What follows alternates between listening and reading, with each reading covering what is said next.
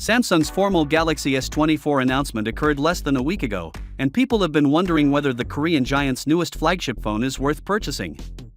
The Galaxy S24, S24 Plus, and S24 Ultra will be on sale on January 31st, but we've already seen several tests done on the new phones to assess factors like performance, battery life, camera quality, and so on. Early testing highlighted flaws like his uneven camera performance and poor image quality at zoom settings more than 10x on the Galaxy S24 Ultra compared to the Galaxy S23 Ultra.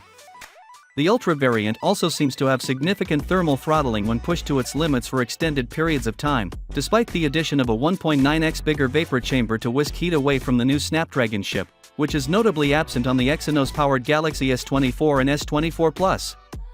However, it seems that many experts and reviewers have not yet had access to the retail handsets, which might be the source of some of the faults that are being reported. However, it appears that Samsung is already aware that software upgrades are required for the current Galaxy S flagship series to work effectively.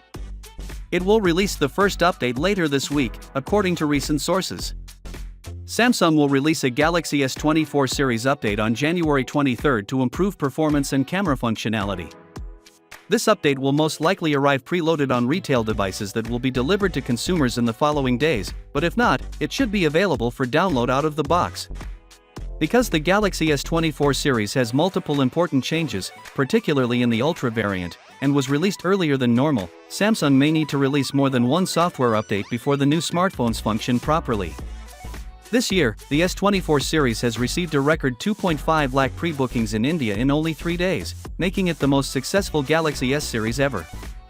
In contrast, Samsung received the same number of pre-orders for the Galaxy S23 series during a 3-week period last year in the nation.